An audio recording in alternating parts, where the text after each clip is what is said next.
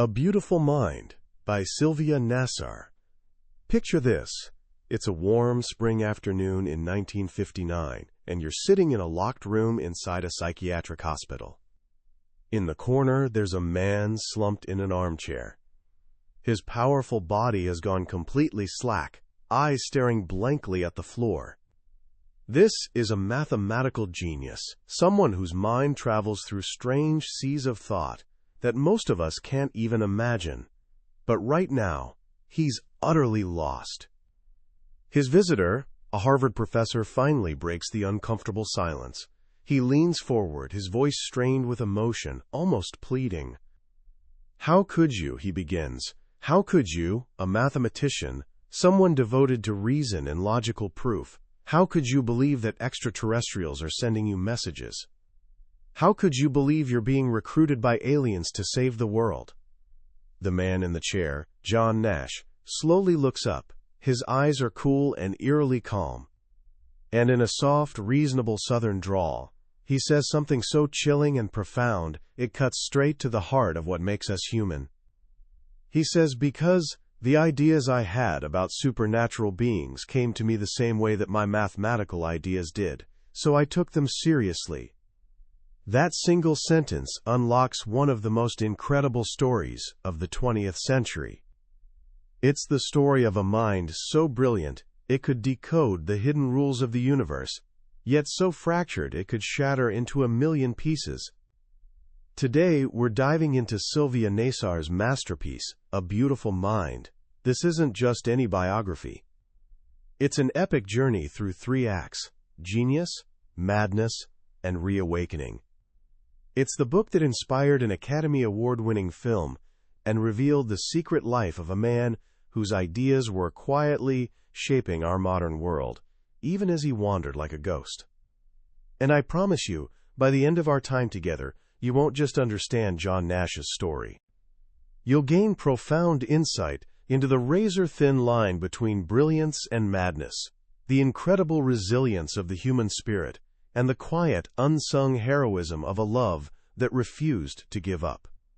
This story shows us that a life isn't defined by its highest peaks or its darkest valleys, but by the entire, breathtaking, and often heartbreaking journey in between. Our story doesn't begin in the prestigious halls of Princeton, but in a small, bustling town called Bluefield, West Virginia, nestled in the foothills of the Appalachian Mountains. This is where John Forbes Nash Jr. was born in 1928. He wasn't a child prodigy in the classic sense. He was a peculiar little boy, solitary and introverted. While other kids played hide-and-seek and had crabapple battles, little Johnny Nash stayed indoors, alone, playing with toy airplanes or buried in a book. His parents, John Sr. and Virginia, knew their son was different. They knew he was bright.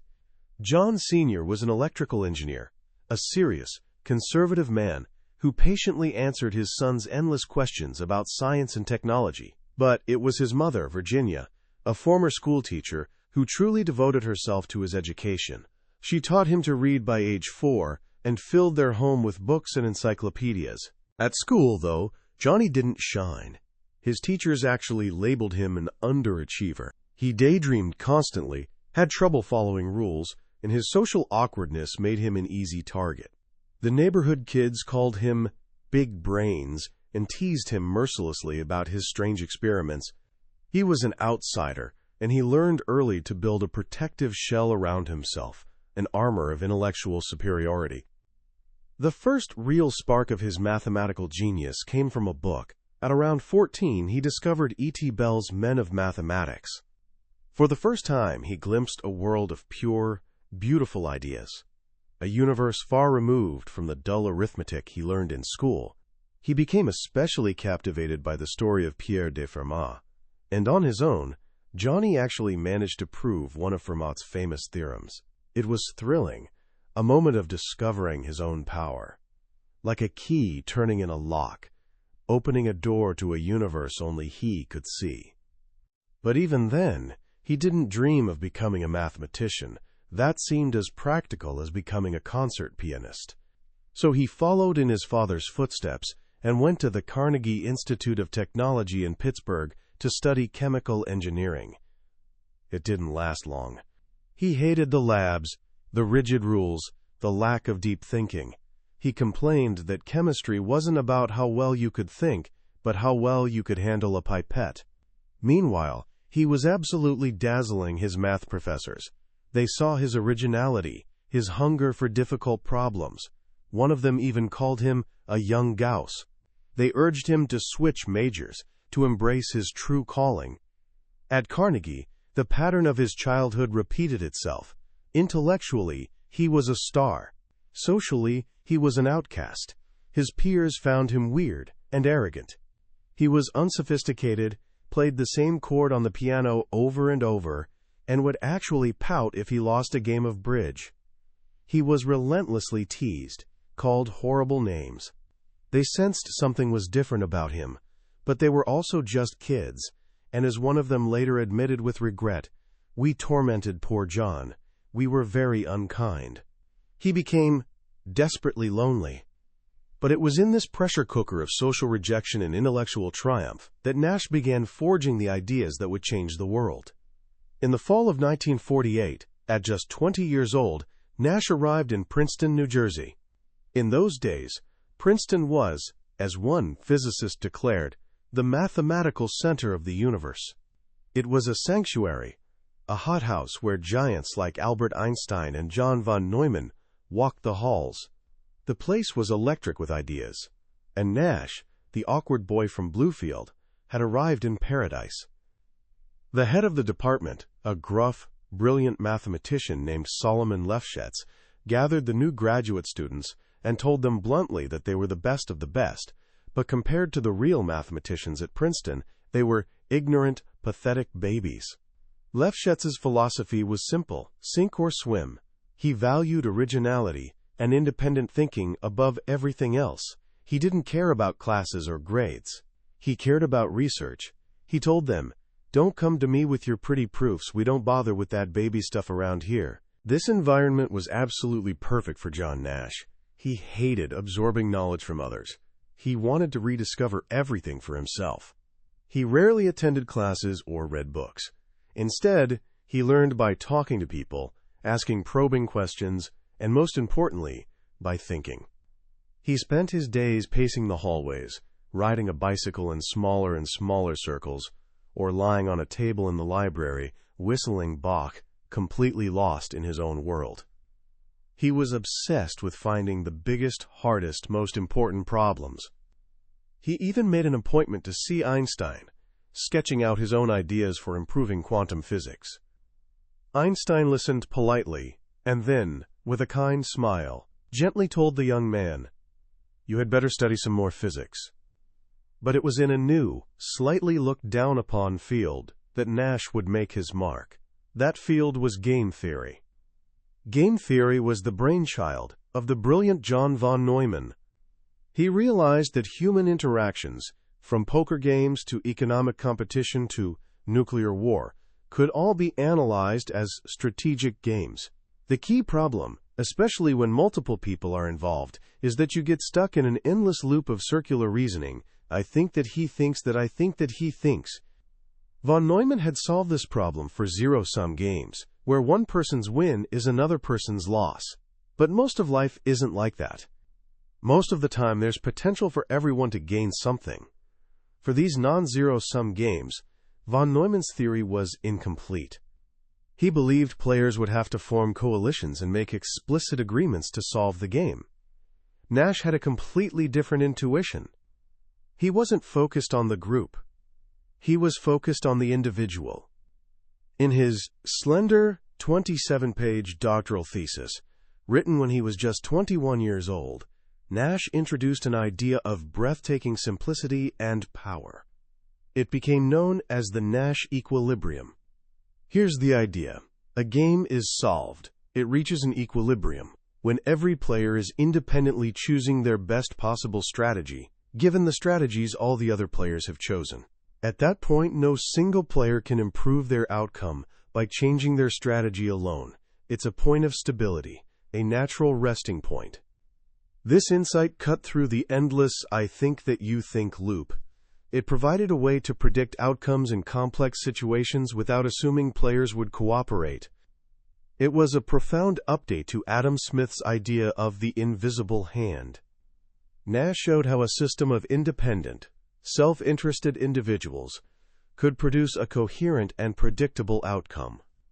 When he took his idea to the great von Neumann, the older man dismissed it curtly. "That's trivial," he said. "That's just a fixed-point theorem." It was a crushing rejection. But Nash, as always, trusted his own mind. He knew he'd found something important. In just a few short years at Princeton, Nash produced a storm of brilliant ideas. He invented a clever board game called Hex, which became a fad in the math department. He wrote a classic paper on the bargaining problem, showing how two rational people would split a pie. And he laid the foundation for modern game theory with his equilibrium concept. By his late 20s, he seemed to have it all. He was a rising star at MIT. His genius had won him recognition, respect, and even love. He'd married a beautiful, brilliant physics student named Alicia Lard who adored him, and they were expecting a child. It looked like a perfect life, a brilliant strategy perfectly executed. But underneath the brilliant surface, everything was chaos. He had a secret mistress, a nurse named Eleanor Steer, and an illegitimate son he barely acknowledged. He was involved in a series of intense, emotional, and secret relationships with other men. He was torn by deep ambivalence toward his wife, his university, and even his country. And underneath it all lurked a haunting fear of failure. He was turning 30, an age when many mathematicians feel their best years are behind them. The pressure was crushing. And then, the beautiful mind began to unravel. It started subtly. In the winter of 1959, he walked into the common room at MIT, holding a copy of the New York Times. He casually remarked to no one in particular that an article on the front page contained an encrypted message from inhabitants of another galaxy, and only he could decipher it. His colleagues thought he was joking, but he wasn't joking at all. He began seeing hidden meanings everywhere, in a red necktie, a license plate, a random number. He believed he was a messianic figure of secret but great importance. He wrote frantic letters to ambassadors, to the Pope, to the FBI, outlining vast conspiracies. He told people he was on the cover of Life magazine, disguised as the Pope. He declared himself the Emperor of Antarctica. The ideas about supernatural beings, he later explained, came to him in exactly the same way his mathematical ideas had. They felt like revelations, flashes of divine intuition. So naturally, he took them seriously. This was the onset of paranoid schizophrenia, one of the most catastrophic mental illnesses. It's not a flight from reason, but in some ways, an exacerbation of it.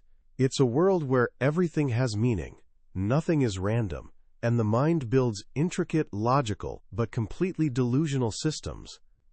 For the next 3 decades, John Nash was lost in this world, the lost years, as his biographer calls them. He fled to Europe, trying to renounce his American citizenship and become a quote, citizen of the world. He was arrested, deported, and institutionalized.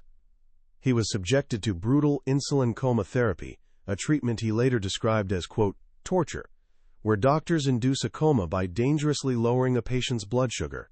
He spent years cycling in and out of mental hospitals. When he wasn't hospitalized, he became a ghost. He returned to Princeton, the scene of his youthful triumphs. But now, he was a phantom. The Phantom of Fine Hall, the students called him.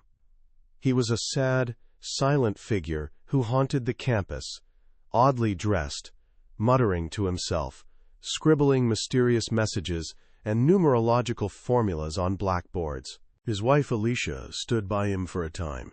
She endured the chaos, the fear, the public humiliation, but the strain eventually became too much. They divorced in 1963. Yet, in an act of incredible loyalty and compassion, she never truly abandoned him. After he was released from his final long-term hospitalization, with nowhere else to go, she took him in. He lived in her house in Princeton Junction, not as a husband, but as a boarder. She gave him a quiet place to exist, a sanctuary. While the man himself was a phantom, his name, the name Nash, was quietly taking over the world of economics. His ideas from that brief, brilliant period in his youth were being applied everywhere. You'd find Nash equilibrium in economics textbooks, Nash bargaining solution in political science papers, and his name attached to theorems in pure mathematics. A whole new generation of scholars who'd never met him, who assumed he was probably dead, were building their careers on his work. He was a legend, but the man was gone. And then, slowly, miraculously, the waking dream began to end. The change was almost imperceptible at first. It was a gradual tapering off, a slow reawakening over many years. In the late 1980s, Freeman Dyson, a famous physicist at the Institute for Advanced Study in Princeton, saw Nash nearly every day. For years, Dyson would greet him, never expecting a response. Then, one morning, Dyson said his usual, "Good morning," and Nash spoke back. He spoke a clear, rational sentence about Dyson's daughter. Dyson was stunned. He later said, "What I found most wonderful was this slow awakening. Slowly, he just somehow woke up. Nobody else has ever awakened the way he did." He began doing mathematics again. He started talking to people in the common room, asking questions. He learned to use a computer and began corresponding by email with other mathematicians, who were amazed to discover that the sharpness, the originality, the toughness of his mind was still there. He was looking at things from a slightly different angle, just as he always had. He was, as one of his colleagues said, a walking miracle. This slow, quiet return to the world might have remained a secret within the small community of Princeton.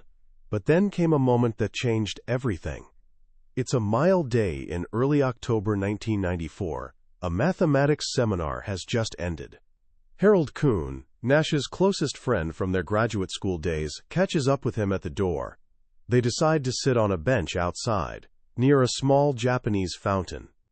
Kuhn, his voice thick with emotion, gets straight to the point. He tells Nash to expect an important telephone call the next morning, around 6 o'clock. The call will be from Stockholm. Nash, who usually avoids eye contact, turns his head and fixes his gaze directly on his friend. Kuhn's voice breaks. "He's going to tell you, John," he says, "that you have won a Nobel Prize." And just like that, the phantom was gone. In his place stood John Forbes Nash Jr., Nobel Laureate. The world that had forgotten him, that had assumed he was either dead or lost forever, was about to learn the story of his beautiful, broken, and ultimately triumphant mind. What an incredible journey. When you step back from all the details of John Nash's life, you're left with a few profound and timeless lessons. Lessons that are just as relevant for you, as someone figuring out your own path, as they are for a world-renowned genius. First, there's the haunting question of genius and madness. Nash's own chilling words, that his delusional ideas came to him in exactly the same way as his mathematical ones, suggest the line between them is terrifyingly thin. It makes you wonder if that kind of radical, unconventional thinking, the ability to see the world in a way no one else can, comes at a price. Nash's mind was a tool of immense power, but it was also incredibly fragile. The same qualities that allowed him to break through the toughest mathematical problems, his intense focus, his distrust of conventional wisdom, his ability to live almost entirely inside his own head, may have also made him vulnerable. It's a powerful reminder that our greatest strengths can sometimes be deeply connected to our greatest vulnerabilities. The second lesson is about the true nature of success. We often think of success as a straight line, an upward climb from one achievement to the next. Nash's life shows us that's a complete illusion. He had this brilliant, meteoric rise, followed by a fall into darkness that lasted 30 years. 30 years. Most people would have been written off completely. But his story didn't end there. His reawakening shows that life isn't about reaching a peak and staying there. It's about resilience. It's about the capacity to endure the lost years and still find your way back. his most profound victory wasn't winning the Nobel Prize. It was the quiet, day-by-day struggle to reclaim his own mind. And that leads to the third and perhaps most important lesson. For all of Nash's focus on logic, rationality, and individual self-interest, his story is ultimately a testament to the power of human connection. He was a man who tried to turn life into a mathematical calculation, to strip it of emotion, but in the end, it was emotion, love, loyalty, compassion that saved him. It was Alicia who, even after their divorce, gave him a home and treated him with dignity, when the rest of the world saw only a madman.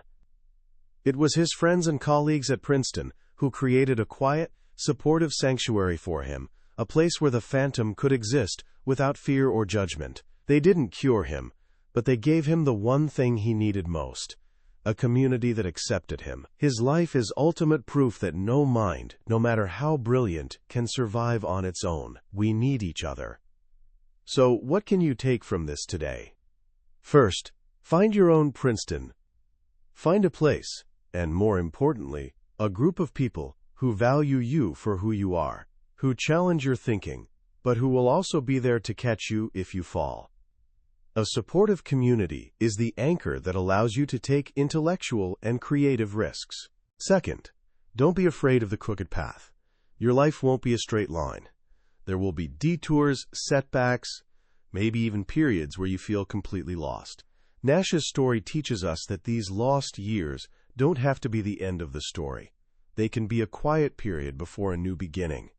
Be patient with yourself. And finally, never underestimate the power of simple human kindness. The grand gestures are rare, but the small acts of loyalty, patience, and compassion are what truly sustain us. Alicia's decision to let John live in her house as a boarder wasn't a dramatic, headline-grabbing event. It was a quiet act of grace that, over many years, made his recovery possible. That was a summary of A Beautiful Mind by Sylvia Nasar. We've journeyed through the incredible highs and devastating lows of John Nash's life today, but a summary is really just a map. The real treasure is found when you explore the territory for yourself. This book is filled with so much detail, so much humanity, that you can't help but be moved by it. It's a story that stays with you long after you've finished. If any part of this incredible story of genius, madness, and redemption has touched you, I truly encourage you to pick up a copy. Reading it isn't just about learning the facts of a great mathematician's life. It's an experience that will make you think deeply about the nature of the human mind and the incredible power of the human heart. There's a link to the book in the description below. Also, if you found this summary valuable, please hit that like button and subscribe to the channel. It tells us we're on the right track and ensures you won't miss our next deep dive into another life-changing book from the billionaire's bookshelf. Let's keep exploring these powerful ideas together.